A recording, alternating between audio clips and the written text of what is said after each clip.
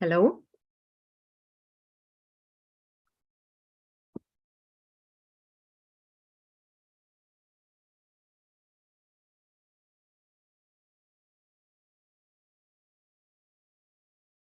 Can you hear me?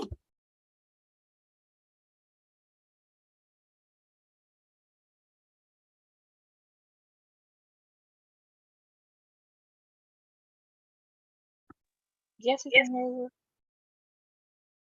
Hey, how you doing? Everybody okay? Hi, Denise. How you doing? I cannot hear you. I think you have your mic silent. Okay, yes, ma. Now I can hear you. Now, can you hear me, ma? Okay, great.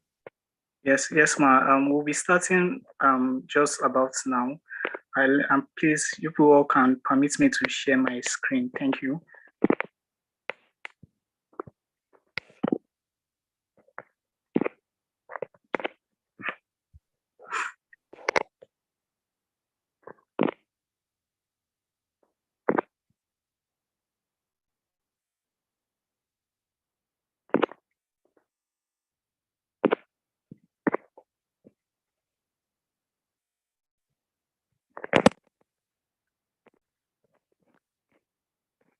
Okay, can everyone hear me?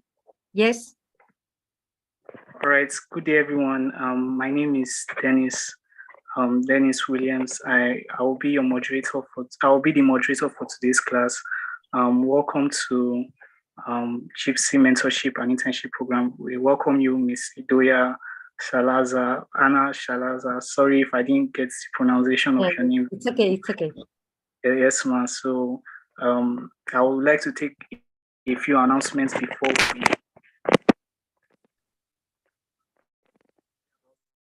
Dennis, I don't know what's happening now.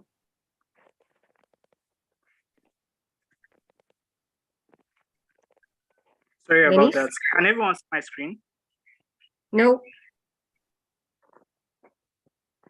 All right, I'll be taking a few announcements. So we'll first be just still giving a brief about the program. GC Mentorship and Internship Program is a quarterly intellectual property mentorship program for law students, young professional, and intellectual property enthusiasts across Africa. Mentees are afforded the opportunity to access valuable intellectual property advice, training, network, mentorship, internship, discussion forums, industrial updates, and resource materials from experienced IP mentors. The program seeks to encourage continuous intellectual property training, development, and evolution in Nigeria, Africa, and around the world. You can watch our videos by searching for JIIPCC on YouTube and on Facebook. Sorry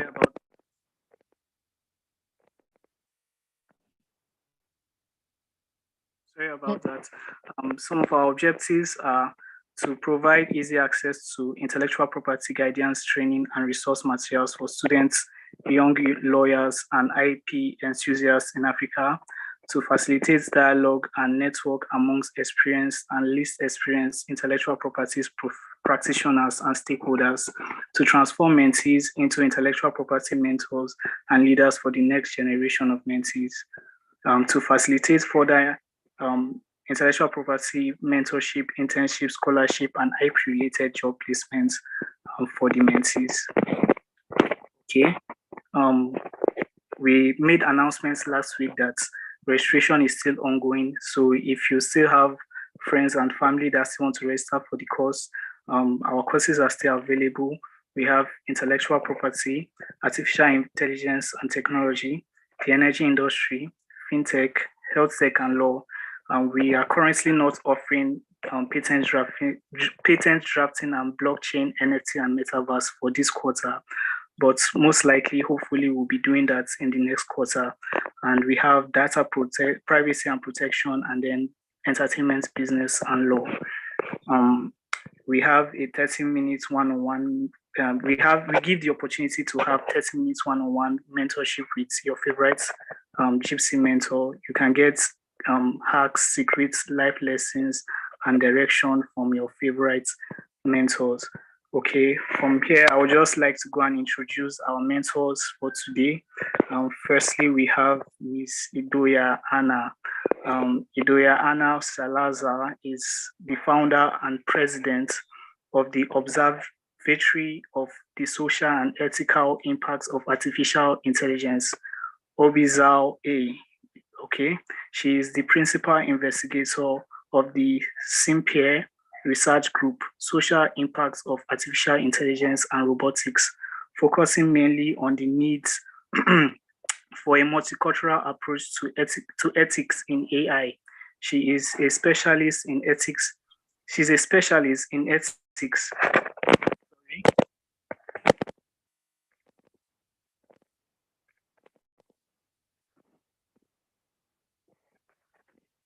She's a specialist in ethics in AI and a professor in international degrees at CEU, San Pablo University. She is the author of several books and articles that talk about artificial intelligence and robotics.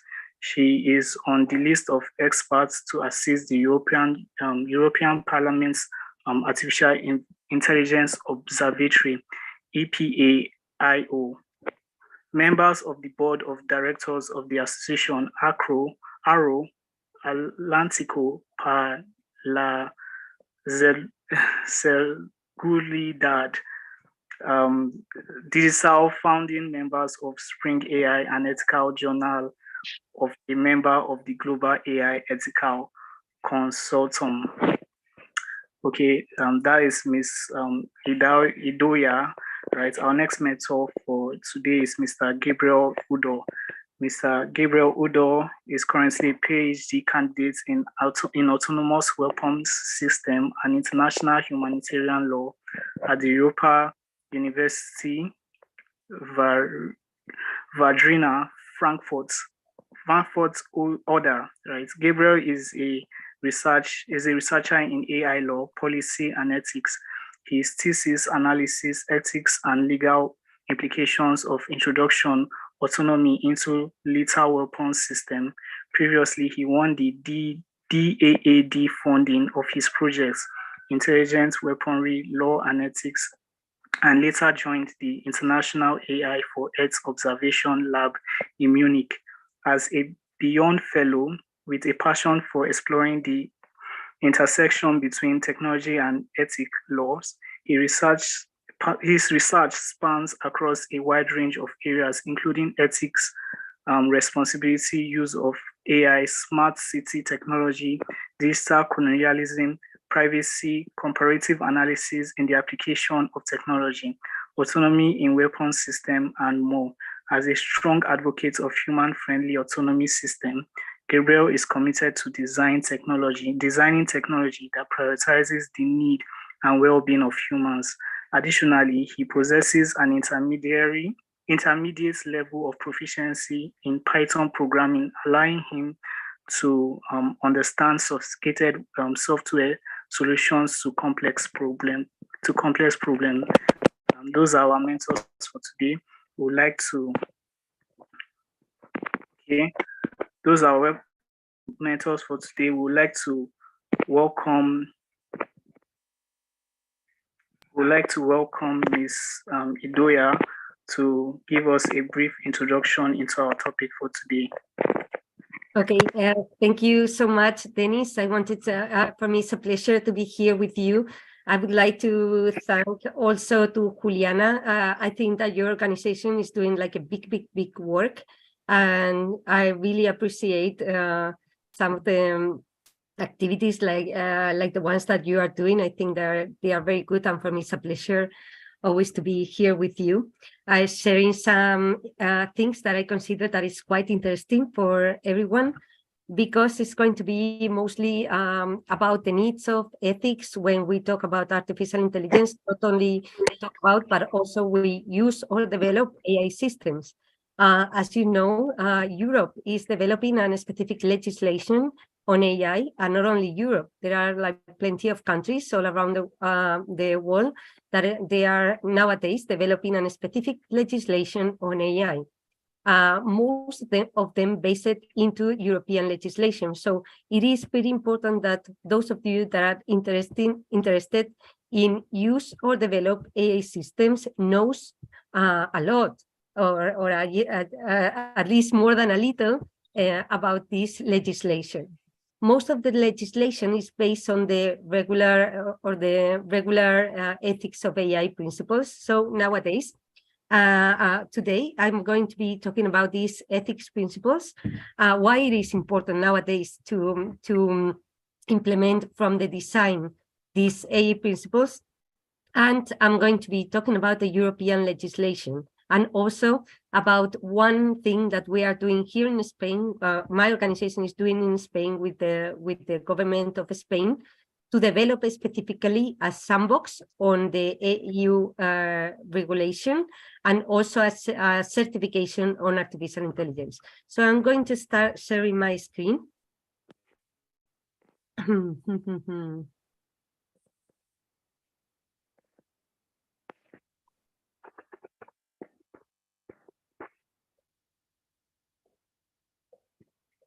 Can you see it?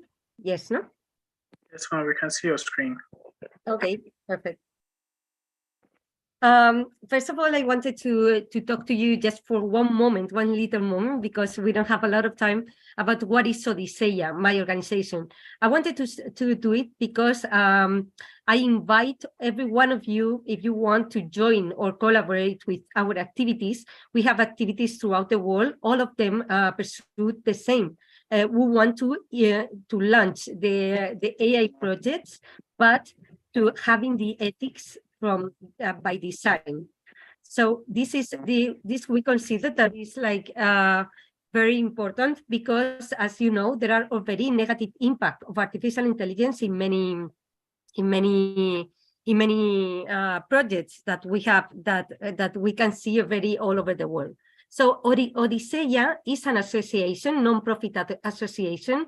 We try to collaborate with all the many companies in Spain, for example, PwC, Deloitte, Microsoft, Google, Telefonica, IBM. We are collaborating with all of them to develop these tools, specifically these tools, in order to include, to try to pursue this AI ethics by design in every project that they do, not only for these big companies, but also for small companies and startups. As I said, it is an imperative to talk about ethics on artificial intelligence, and we in Odisea, we believe so. If I consider that nowadays the use of AI is a need in every country, even if it is in Africa or in Europe, in America or whatever. It is like very important, because of what is an AI system itself. How does they work? All of you know already. The AI systems nowadays is like a tool that could be used to to come with with all the data that we have around. It'll help us a lot in order to develop in order to be more effective in every one of many proceeds that we have in companies or even in governments and so on. It is a need to use these AI systems, but it's also a need to have, as I said already, some specific care. We have to take care of the data that we with which we are training the AI system. For example, we have to take very care of to supervise well this AI system.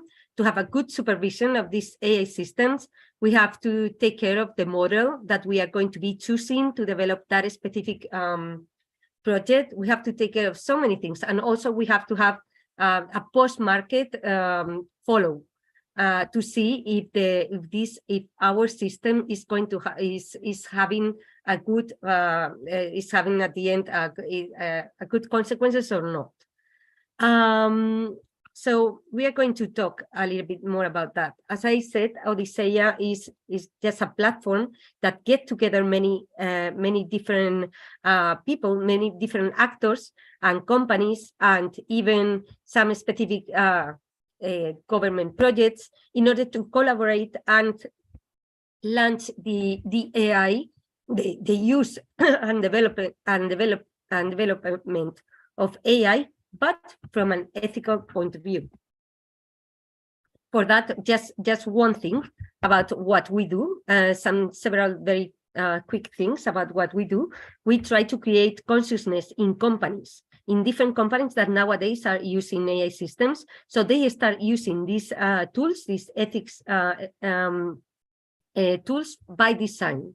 We also work hard in education. We give a lot of free education to many people here in Spain, and not only in Spain, also in Latin America, or if they ask us for courses also in English, we try to develop them, because for us it's very important to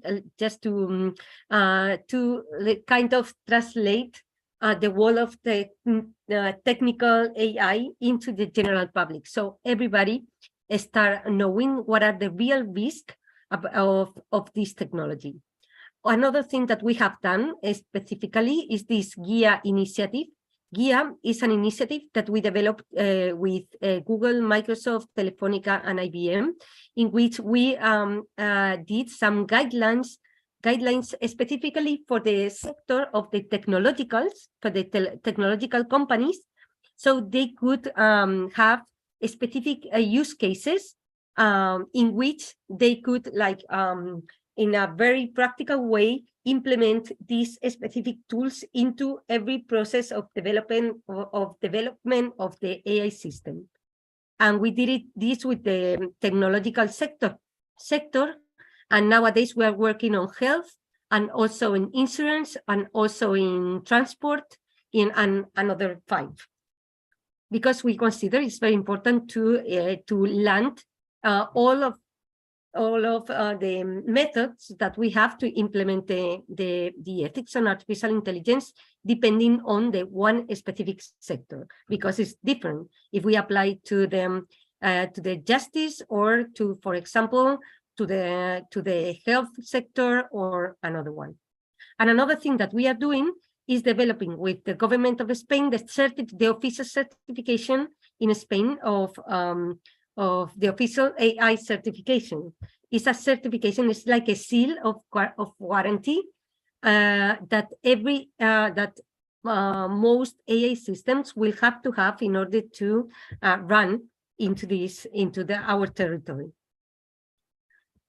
Why ethics? I know that I think that I already gave you this conference or a similar one last year. I am almost sure that every one of you knows already why it is important to talk about ethics when we talk about artificial intelligence. It is because the specific peculiarities of these AI systems. We know that these AI systems is kind of able to do this process of decision making like the humans in our brain, and also it is able, most of them, to do it by themselves.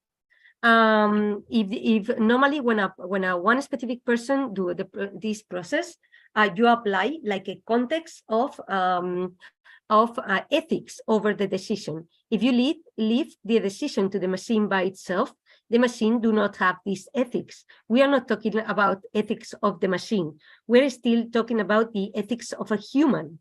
And this is important to say, because just forget about these ethics of machines. We always have to apply our own ethics, but we have to do it. And nowadays, as I'm going to be saying, we already have like plenty of tools, specifically for each one of the principles that you can see over here. Like, for example, fairness, transparency, reliability and safety, privacy and security, accountability and inclusiveness, and of course, explainable AI. It is like a very, very possible to implement each one of these specific principles nowadays in a practical way, depending on the use case that we are going to have in every different sector. So this is not just theory. Nowadays, it's possible, and it is possible to access to different tools that are open source So every one of you that are developing an AI system are able to find an open source tool to, for example, be more fair, or at least just try if you are being fair when when training your AI algorithm. I'm going to put this in the other. These are other things that we can do in order to take care of that we are having, that we have an AI that we are applying ethics on our AI system when we are developing or using an AI system. Nowadays, there are plenty of companies that are already that are able to audit an AI algorithms, and they are more than nowadays. There are not a lot, but there are at least some countries that are developing the national certification on AI. As I told you, the Odyssey is developing a national certification on AI. There are nowadays some countries that are already launching specific legislation on specific use cases, not a legislation on the technology itself, but on specific use cases that could cause a specific risk for society. Nowadays are also some companies, plenty of companies that are developing specific plans in order to inform their people that are working in that specific companies about the specific risk that they could have when using or developing an AI system and implementing that into the company itself.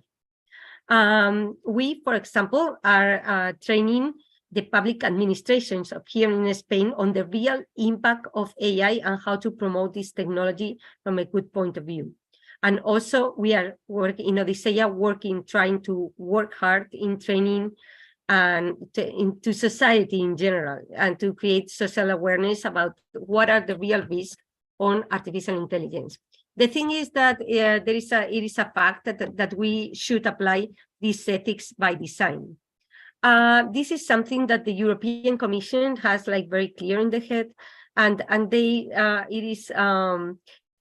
are creating this regulatory proposal to create this AI Act, this legislation on artificial intelligence, for several reasons.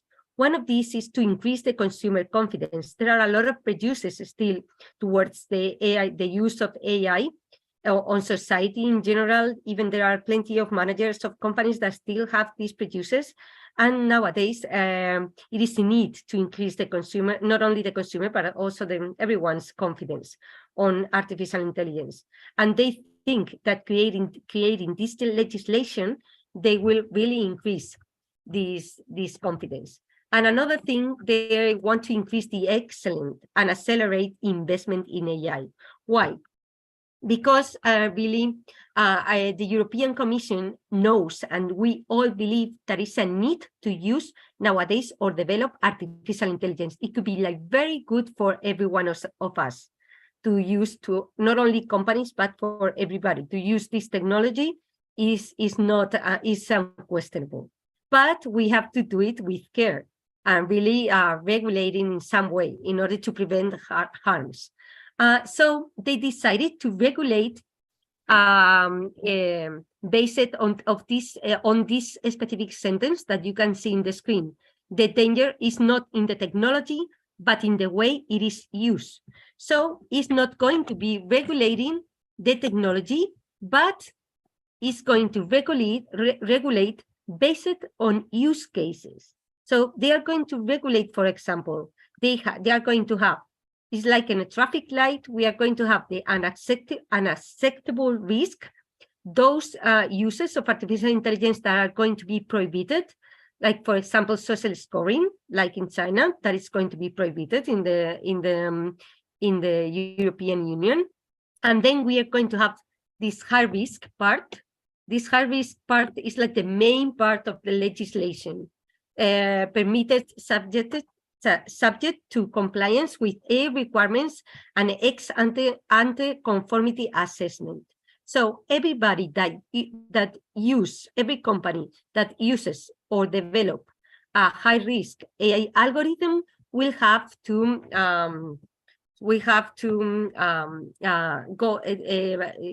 they have to go over several measures that we will see in a while. And after that, we have the yellow one, that are the AI with specific transparency requirements, but they will just have to give some information. And they are this green part of it, which is as minimal or no risk that is permitted without any restrictions. Just to go over just a little bit very quickly through this prohibited one, the red color. Okay, so it is prohibited in the European Union, the use of AI systems to manipulate by subliminal techniques beyond a person's consciousness. For example, I said it again, social score of public authorities, real-time remote biometric identification systems in publicly accessible spaces for law enforcement, unless missing children, terrorist attacks, arrest warrants, prior judicial authorization. Okay, so these AI systems will be prohibited. Then we have these AI systems which are those AI systems, the high risk one, are those that really affects to our rights, our rights as citizens. So we could have inside of these, for example, any AI system used for education and vocational training. Those AI systems, for example, used in Department of Human Sources inside of a company in order to hire more people inside of a company. That is forbidden. It's not forbidden, but they will have to follow specific requirements. Those AI systems used, for example, in law enforcement. Those AI systems used, for example, migration, asylum and border control management, or, for example, those AI systems used in administration of justice and democratic processes. In the last, the European Parliament put another two high-risk systems, cases of high risk, which are AI systems that may affect the health or safety of citizens, as well as their fundamental rights or the environment, and AI systems that can influence voters in political campaigns, as well as recommendation systems used by social platforms. These are the strict obligations that will have every person or every company that uses or develop AI systems, high-risk AI systems. I'm just going to say a couple of them because we don't have a lot of time, but some of the most important ones are these ones. High quality of the data sets that feed the system to minimize the risk and discriminatory results. For example, activity log to ensure traceability of results, detailed documentations providing all necessary information about the system and its purpose for authorities to assess compliance, clear and adequate information to the user. This is very important. And another one, which is, I think, is one of the most important ones, which is the appropriate human supervision measures to minimize the risk. This human supervision at the end of the process of applying an AI system, of deploying an AI system, is one of the most important things, because it's the human, the one that have at the end to give context to the situation and decide. For this, at least here in Europe, we are going to have like different companies and the government, as I told you, we are developing certifications in order to help providing some materials, some tools in order to help at least startups and small companies to go over every one of these obligations. Okay. I give you here just an example of limited risk. We said that are the ones that that just need a transparent to give information about the system itself. Here we have, for example, the deepfakes, the use of AI systems to modify videos, or photographs or so on. For this specific type of AI, or another ones, like, for example, that in which you make an interaction with the AI system in natural language, for example, the chatbots also. Here in the European Union, you will have to have like a previously to the conversation itself with the chatbot. If you are not able to see it, it has to have like a voice saying that you are going to be interacting with an AI system or whatever.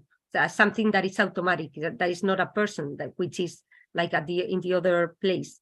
The same with the use of deepfakes. If you use a deepfake in a video, in television, or on television or whatever, it will have to have like something like underneath the specific person or whatever, saying that this is made by an AI system or another thing, but this is not real. This is important, okay, to generate more confidence in the audience. And at the end, we have this minimum risk with us as spam filters, video games, and automatisms that do not need any other control. I just wanted to tell you some specific thing, and we are finishing already, about the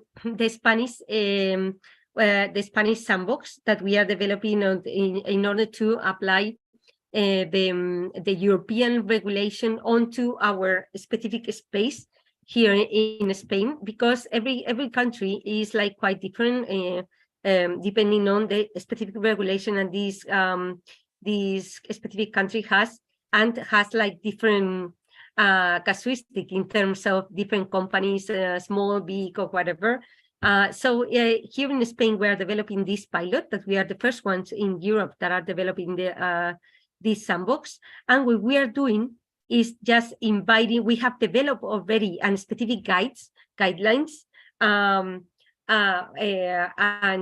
we are for each one of the articles of the AI Act. For example, we develop a guideline for the article that is about supervision of AI systems.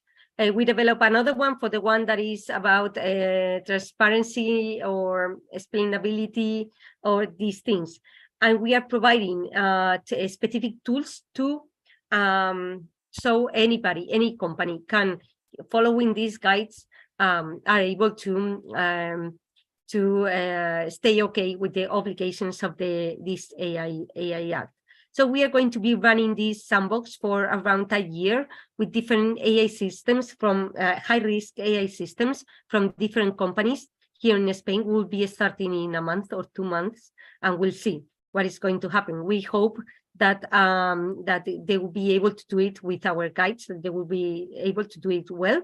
And once we already know that everything is working with these guides, we will be like opening our guides to the whole world. So anybody can see our guides and applying to, I mean, for free to every one of the AI systems around, even if it's not high risk.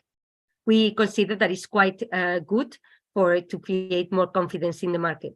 Anyway, I always always finish with the same, because I consider that it's one of the most important things that we have to think nowadays when we talk about artificial intelligence. I'm sure that over there in Africa you have like the same problem. This is a problem that we have all around, which is like the need to have a change in education. There are a lot of people at the end. All the consumers are the ones that are getting the impact of this artificial intelligence, and there are a lot of producers all around towards this technology. There is a need that everybody start knowing what is the real impact of these AI systems, what is the real risk around these AI systems for every one of us. There is a need of encouragement of a critical spirit.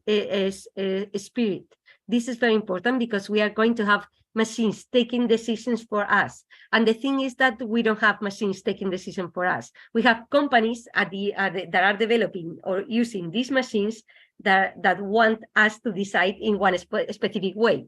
You know, so it is very important for every one of us to create a more and more and to this critical spirit in order to decide ourselves. about what do we, if we are using a specific product or service, we have to be very conscious of the how it's going to be affecting to our decisions, the use of this specific product or service. And you get that with the education, with a good education on this.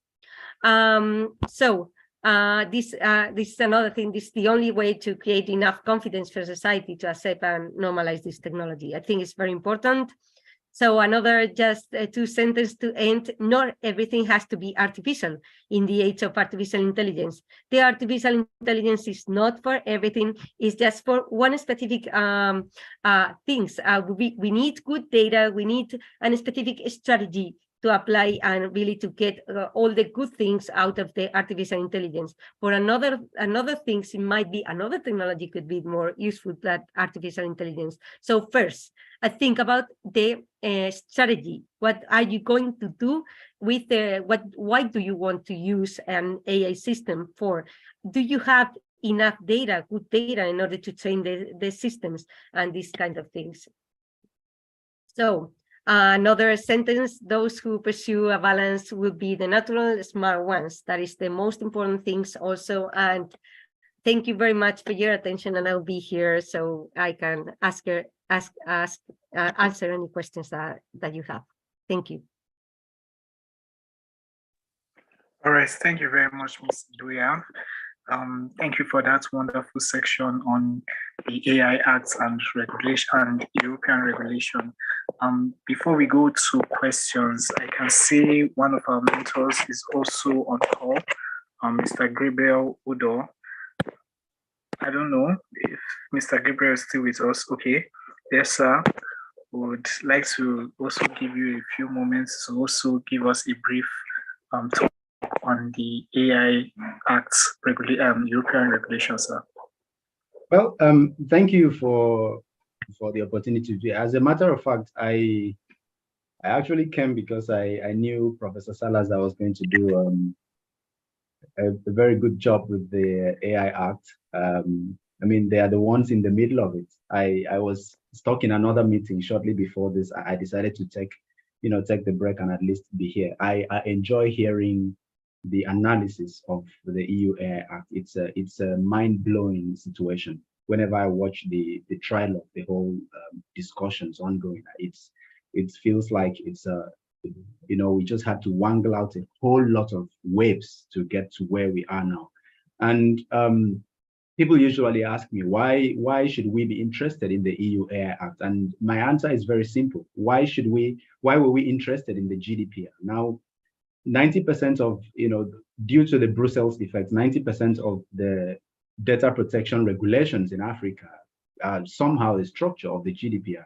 So whether we like it or not, in the long term or even in the short term, we are most likely going to see a reflection of the EU AI Act in, whenever Africa finally gets to the point of saying, okay, let's get a regulation on this.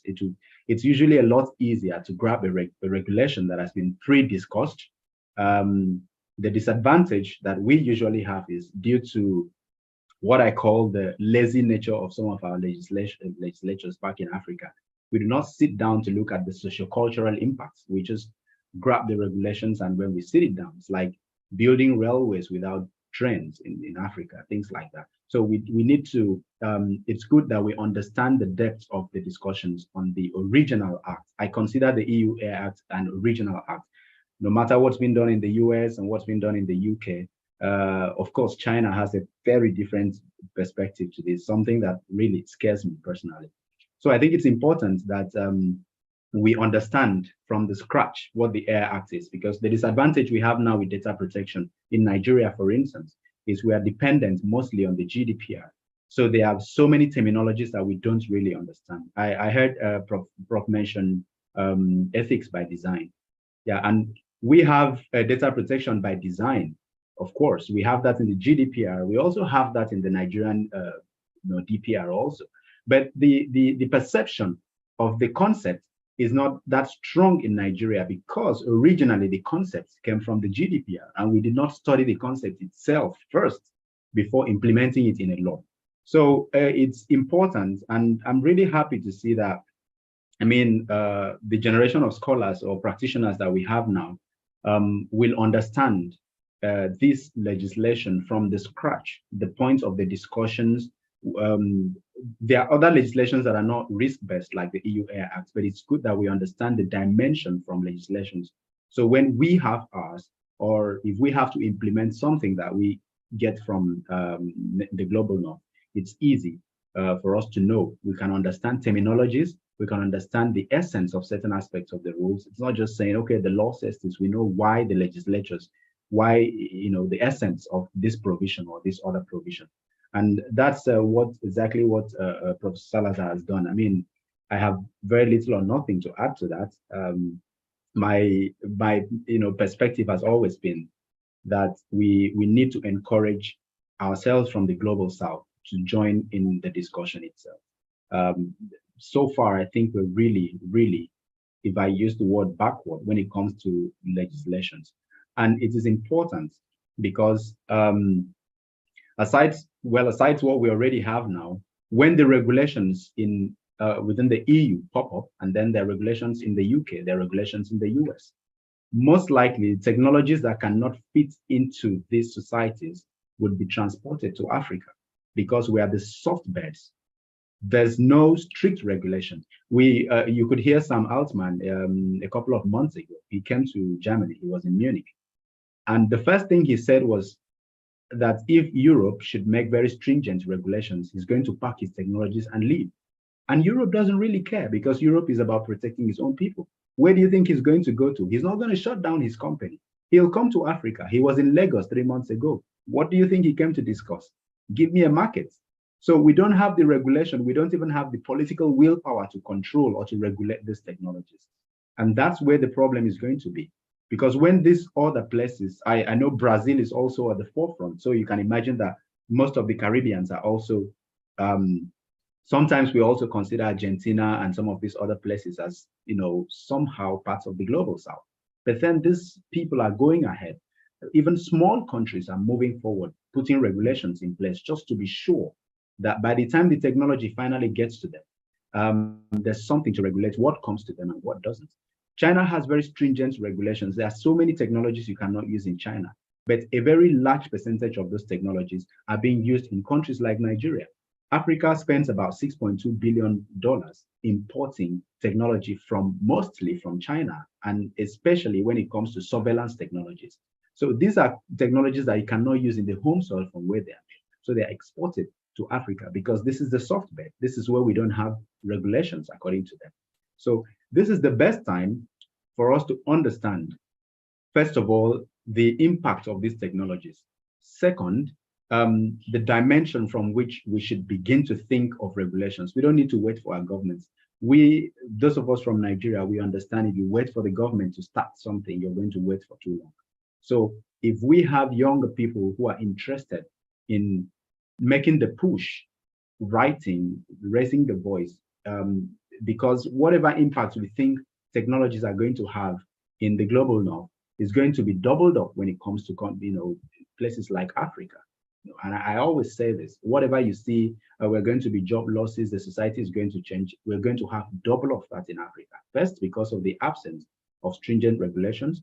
Secondly, because we don't have the political willpower to regulate some of these things. And so it's more like a soft landing system where most of the technologies are going to.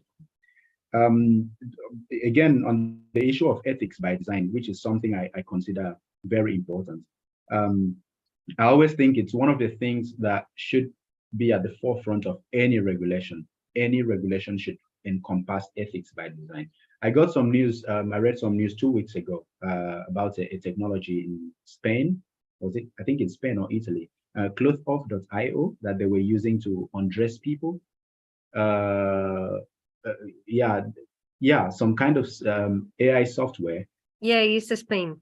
Yes, that was in Spain, and there was an uproar. And my question was, well, while we're waiting for the EU Air Act to come and kick this out of the market, what was the essence of having this technology? I am very certain it's going to be unacceptable by the time the Air Act is passed. But why was it designed? Why do we need to have a technology that undresses people? So we have to go back to the point. Yeah. Yeah, but I think the problem is not the technology itself in this specific It's the moment, use. because really the deep fake can be used for good. Yeah. Also, there are many cinematographic industry that is already using deep fakes, for to recreate another secondary actor, whatever. They are using it for good. So I always say the same. The problem is not in the technology itself, but in the maybe unconsciousness that we could have. Sometimes we are unconscious about the consequences of the use of that specific technology. In this case, we're minors, people of maybe 13, 14 years old that had this specific very powerful app into their mobile phones of deepfake, that they could be able in a very easy way for free, using that technology to do something that they do in the high schools. They didn't really, these kids didn't believe in the real risk of that technology, and that is a problem of education. You don't educate to the people in the risk of that specific technology, you have these consequences. So the problem is not in the technology. It's like the European Union is saying, it's in the use, the specific use of that technology, and in the use of the technology in people that do not know what to do. Is the technique. They don't know the consequences. They don't know the risk. Because really, people in Spain is the same. They don't educate on technology. They educate in one specific app, in a Microsoft Office, but they don't educate in privacy. They don't educate in the impact of technology, and that is the real problem that we have. Yeah, that's actually true. I looked at the makeup of that technology, and I mean, this is where my argument comes from, because I design softwares too. And first of all, the name, clothes off, it's very specific. The use case is very specific to undressing people. Secondly, the algorithm of that technology. Funny, if somebody covers his or her face, it's not going to remove the clothes off that aspect. So it's specifically built to undress people. Now, like you said, Prof, there are advantages. Of course, there could be good uses to some of these technologies. But then still back to the issue of ethics by design, and also issues of morality. We need to look back at, do we really need this technology? Can we limit wrongful uses, even in the absence of education? Because I agree also, what we have in Nigeria, people use even simple technologies for some very negative purposes, because of course, the lack of education, and also some people who are just out to do some bad things. It's like having a gun. A policeman can use a gun to catch a thief, but a gun in the hands of the wrong person can kill other people unnecessarily. So it's also about controlling. It's also about ensuring that there's ethics right from the point of design. Because when you have ethics in design, then you limit the need to control the use. For instance, here in Germany, if you're making bicycles, while you're designing it, it's required that it cannot run faster than 25 kilometers per hour. That's because there's a regulation, there's a law that says that. So you make sure that it obeys the law itself, no matter how much you would want to run fast with it, because the system is built not to be able to break that law. Then you can't even break a law by the nature of the system. Yeah, I thought you wanted to say something, Prof. Yeah, no, I totally agree with you. You don't have to wait until that we are going to have this legislation in order to start work in the ethics by design in developing of use these AI systems. Yeah. We just have to start, because and not only because of the waiting for the legislation, because I really think that in the next years we are going to have new use cases, and they are going to be probably out of the legislation. And so it is very important. We already have one specific tool to start nowadays working by design with these principles. And also, I think it's very important also in work, like specific work in try to predict new use cases that could come from generative AI or other, because I think that AI is like very good, but it could be also very bad. So it is important also to work on this kind of try to predict what is new use cases that it could take place. because I know, I'm sure that you agree with me, but nowadays there are all the companies are all around the world implementing AI systems into their different processes. And in a while, we are going to see the real impact of artificial intelligence worldwide. And that is where we are going to see the real impact, all the use cases and all the things that we can imagine right now. Yeah, I think there's going to be just too many use cases, a lot more than we can even imagine. Because I remember last year when ChatGPT came up, and I worked with a team that was analyzing large language models, and I raised an issue with one other colleague who said that these models can actually be implemented. We could use this with robots, and they could do almost anything. And there was the argument that it's just a language model, it can't bet. 3 months later, tada, we saw it there. It's been used. Even now, they are contemplating using it in weapon systems. And you can imagine what weapon systems can do with a ChatGPT 4 framework, for instance. And we are going to have more frameworks. Already, the other ones are, some of them are even more powerful than ChatGPT 4, and some are even free. Anyone can access it. They are open source and all that. So predicting, yes, it's a good thing, but it's going to be a huge job. And especially with places back like Africa, where it's still an emerging area for technologies. Human beings have the capacity to imagine almost anything. And now that we have the generative AI, it opens doors to many opportunities. It's just to have, the framework is already there. It's just to think of a use case. People can think of anything. Criminals can think of anything. It's going to be a reflection of the kinds of people we have in the society. There are people who are going to use it for health purposes. In the academia, people are using it to review papers and to do all sorts of things. So for every kind of personality, you're going to find an AI that is being tailored to that use case. And this is something that I think we in Africa, we really need to wake up, because by the time this explodes, and then we would probably be too far away from grappling with what's actually happening. In the next 4 or 5 years, we're going to have about 96% of all the industries in the world using AI one way or the other. And anyone that does not understand how the systems work, any system or any country that has not properly regulated the use and the numerous use cases it's going to have, it's going to be in huge trouble. So this is why I think the discussion about the AI Act now is very important.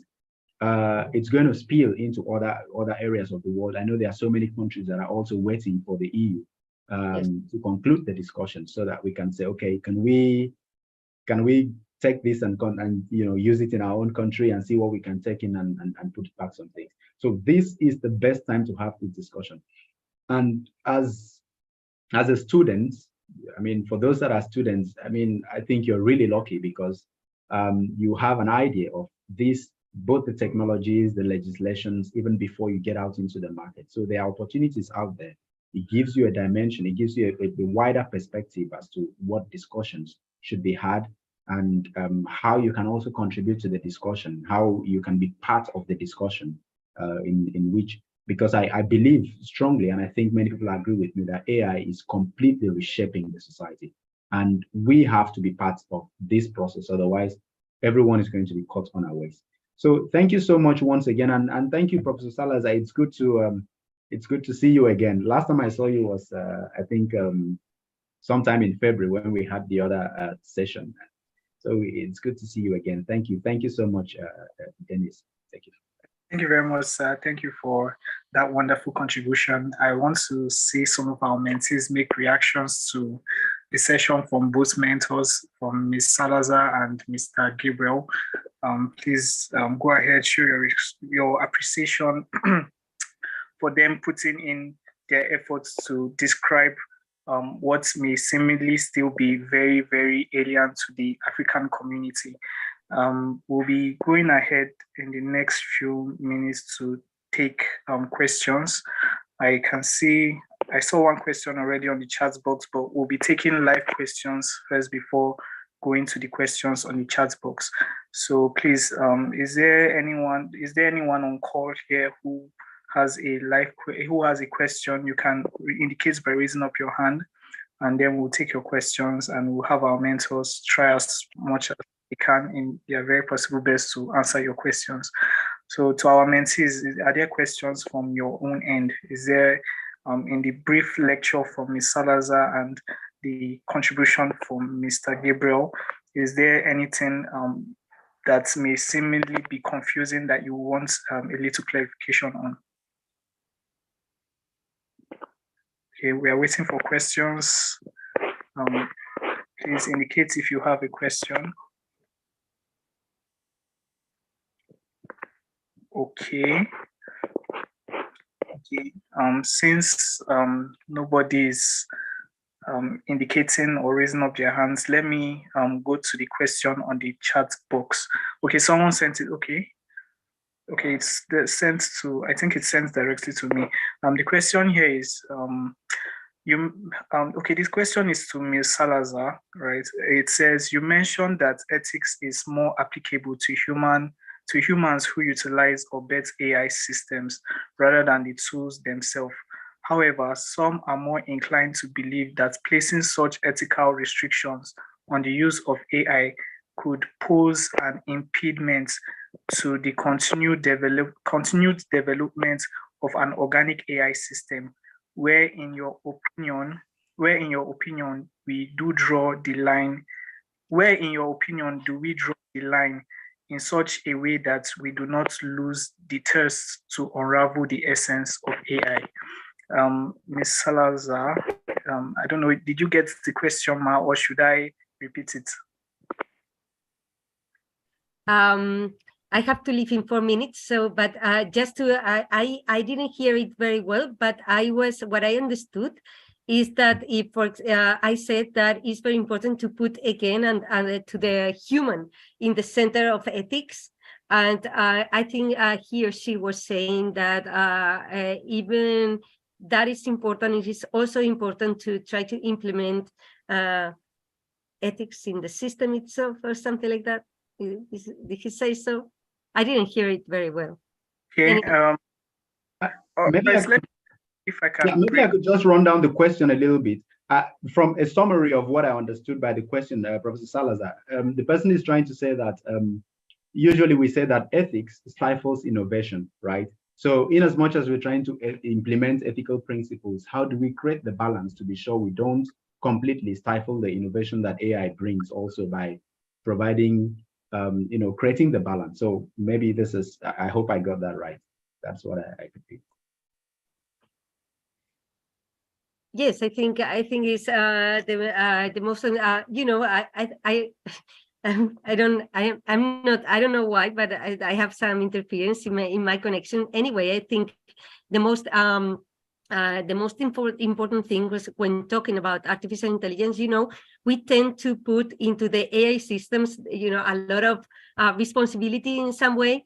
And I think it is very important to put again into the human all that responsibility. It is very important that the person specifically is the one that use these specific techniques, AI techniques, in order to implement these techniques into the AI system, and also supervise the decision of the AI systems if this AI system is going to have like an impact over the human rights of people.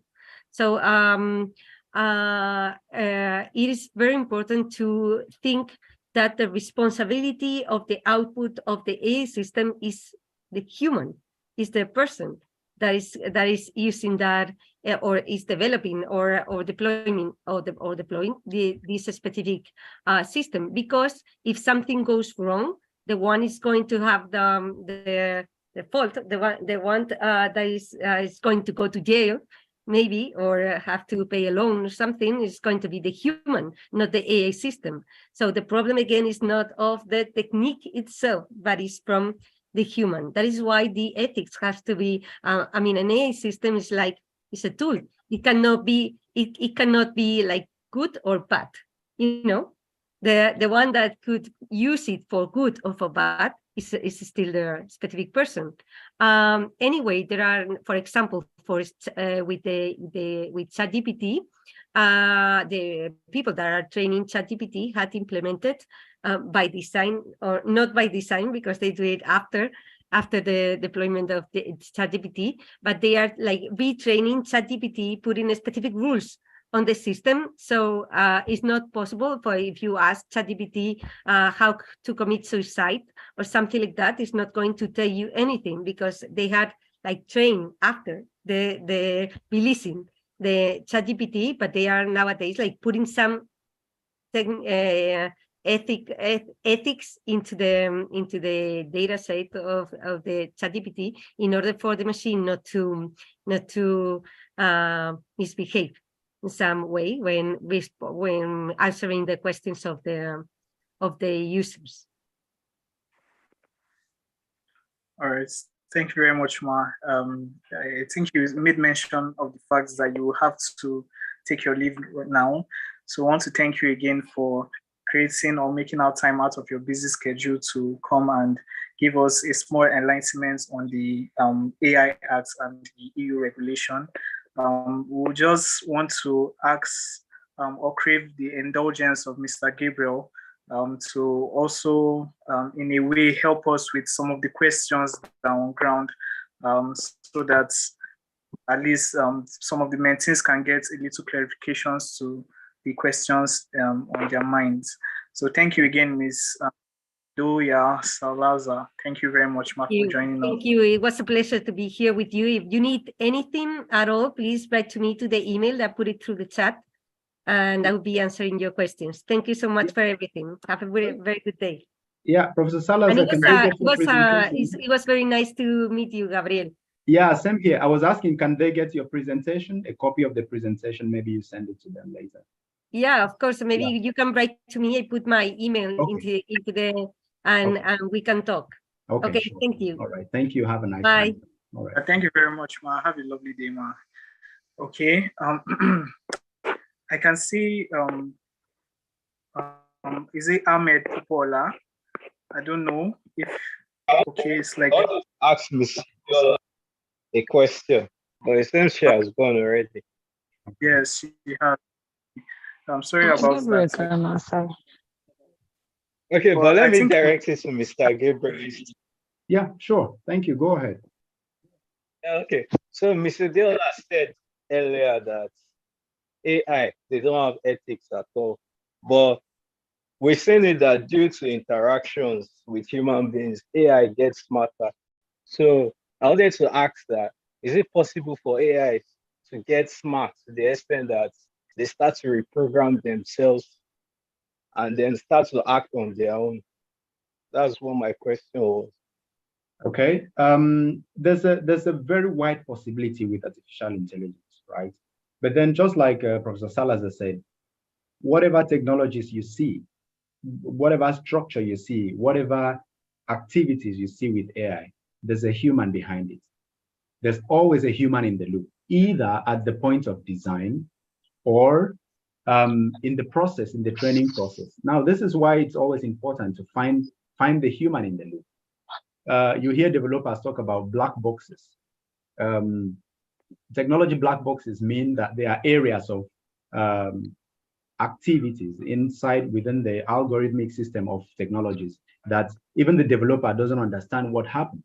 So you say 1 + 1, and then the output is 2. Between the point of the input and the output, you don't really know what the technology does inside. This is the perception. But many developers now agree that it's even with the training process, even with the complicated training process, you can always find a human being behind it. You can train a system to accept certain instructions. Whenever it takes that instruction, it doesn't mean that it's smarter. It simply means it was already trained from the beginning. Or you can leave some open areas for the system to retrain itself. Anything that happens within the open area is still traceable to the person that left that open area. Understand? It's like releasing your dog outside your fenced compound. Then you say, oh, I didn't know it was going to bite someone. Then the responsibility is don't release it outside, keep it inside. Because the moment it steps outside, whatever the dog does outside is your responsibility. You know, it can be traced back to you as the owner of the dog. So this is the same thing with AI. AI is just a tool. No matter how smart, the word smart is used, unfortunately, wrongly. We hear smartphones, we hear smart technologies, we hear, it's not, it's just a human thing. So people build systems with the capability to be retrained and retrained and retrained over and over again. These training processes have been inbuilt. First of all, we leave enough memory for it to be retrained to start with.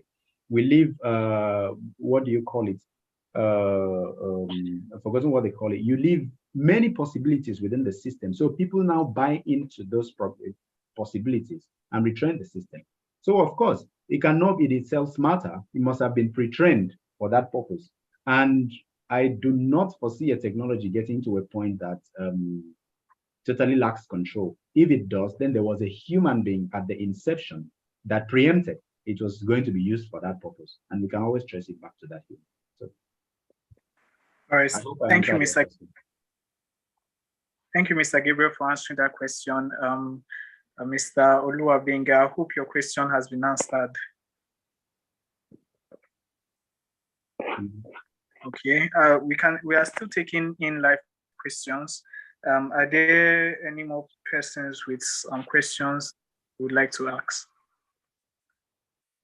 All right, I can see the person labeled iPhone. Please, you can unmute your speaker and ask your question. All right, thank you very much, Mr. Gabriel, for your short contribution. So my question is, from my research, most of the, let me say, analysis of the EU Act I find online are basically, and almost all of them are talking not just on the classification of risk that comes with AI, the unacceptable risk, the high risk, the limited risk, and all. But so my question is this only what the EU Act is centered on, or there are other provisions that are just yet to be unveiled? Because most of the articles online, everything, I just see them talk about this classification of risks alone. So that's my question, sir. Okay. The proposed EU AI Act is, like Professor Salazar mentioned, is risk-based. It has a risk-based approach. So it looks at the use cases, all right? It doesn't have a problem with the technology. You can build whatever you want. But when you choose to use the technology in this manner, then it would fall into one of these four classifications. So why most of the discussions around the AI Act, the EU AI Act, is about those classifications is because that every other aspect of that legislation is gone towards reclassifying technologies or use cases into this. I'm in class. Please, the person with speaker on, please, can you mute your speaker? Okay, so it's more like the center of the discussion is on this approach itself. Every discussion within the EU AI Act is gone towards that, the idea that whatever technology you're building, fine, but when it comes to uses, the Act is more interested in how the technology is used, and that is why it really concentrates more in this four areas. So, you know, a larger percentage of the discussion is just going to be around those four. The definition of terms are there, which, I mean, is still in contention as to what terms to define, how to define certain terms. And yeah, there are other minor things here and there, but most of them are, the discussion is around what uses would fall into those four areas. So this is the primary essence of the discussion. All right, thank you, sir. Thank you. Did I answer your question, sir? Yes, I did, sir. Thank you very much, sir. All right. You're welcome. All right, we'll still be taking more questions, but before any other question comes, I'll still be reading the question on the chat box. The second question is, when should AI ethics be integrated into the development process?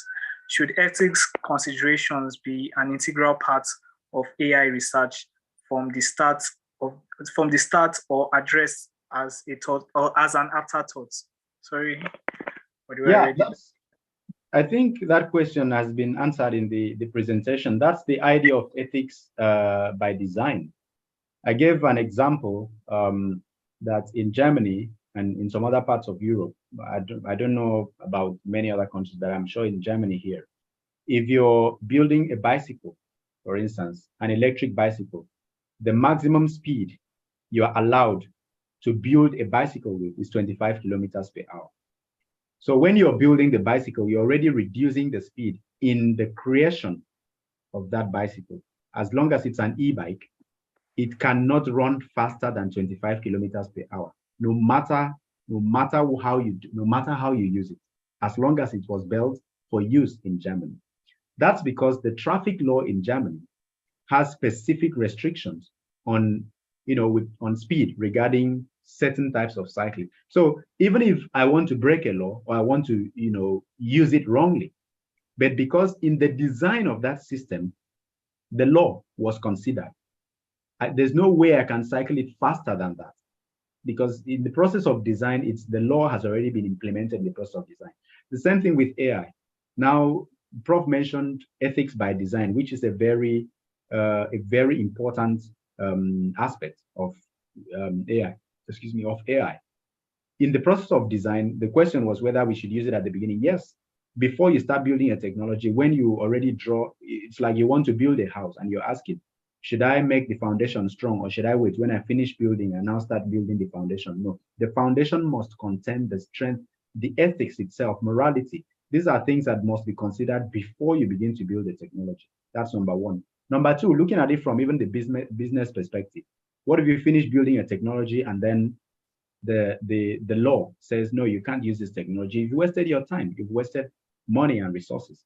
So basically, it's about having this implemented right from the process of system, right from the place where you're developing the system. You don't wait until it's been executed and then it gets into the market and people begin to, like what happened with JIIPCC, which, I mean, people are still arguing now. So the best time to have ethics implemented is at the point where the technology is being even discussed before you begin to build it. That's what they call ethics by design. Thank you, Mr. Gabriel, for answering that question. I hope the Mr. Benga, he was one who asked the question. Hope you are satisfied with that answer. And for your third question, Ms. Salazar dropped her email. So if you want more information on how you can be a part of their team, you can send a direct email to her. Thank you for your questions. Are there any more questions? We're about to round up the section. I just saw a question on the chat. Okay. From Ebiere Samuel. Okay, I think she sent it to me directly. That's why it's not showing. Okay. He said, given the economy of Africa, Nigeria in particular, what is the importance of AI in the development of our economy? Well, AI, it's like it's a double-edged sword. It can cause lots of this. Of course, it's already causing lots of disruptions. But then we must not overlook the positive impacts that artificial intelligence can have for our societies. Apart from the negative effects in Nigeria, if we implement this, we are most likely going to have, it's going to really be good, especially for businesses to start with. I get very cautious about talking about the impact of AI in businesses because I know a larger impact of it is going to likely be negative. That's my personal opinion. But then, first of all, if we start implementing AI, we are going to have more productivity. This is something that artificial intelligence has come with. There's a lot of there's higher productivity with artificial intelligence, which means if companies, for instance, produce more, people spend less time, and companies produce more. Companies get to pay more taxes. The GDPR or the IGR, rather, the internal generated revenue, supports the economy. That's one. Secondly, it also opens opportunities especially for international investors. People would prefer. We're going to have startups, AI-based startups that will come to Africa. There's going to be a lot of, like I mentioned, Africa is like is a fresh bed. There's a lot of opportunities in Africa. So you see most of these AI companies, most of the startups coming to Africa. Also on grounds that we don't really have a lot of regulations. So most people would prefer to invest in the global south or in Nigeria, where we don't have, for instance, an AI regulation. It's going to be easier to maneuver with whatever we have. But then the positive side is the country is going to make more money from this. There are so many other ways, but I think these are the two that I can quickly pop from the top of my head. Thank you.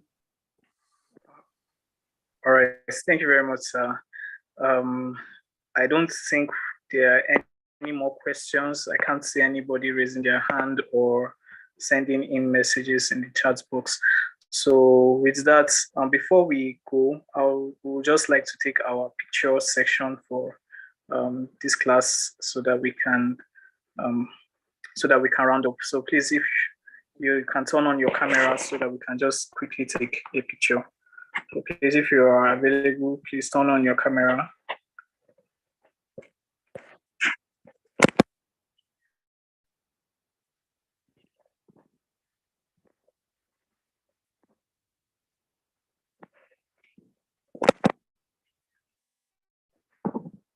Okay. Can we have more people turn on their cameras?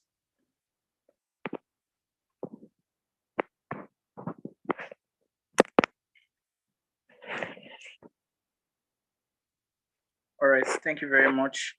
We want to thank Mr. Gabriel. Mr. Gabriel has always responded to us when we call on him to come help us with this section. This class was very impromptu. We had to change time frames because of the professor. This was the moments and instance she'll be available, so we had to change the class. So we apologize to the AI class for not having this class on the day that is supposed to be scheduled for their class.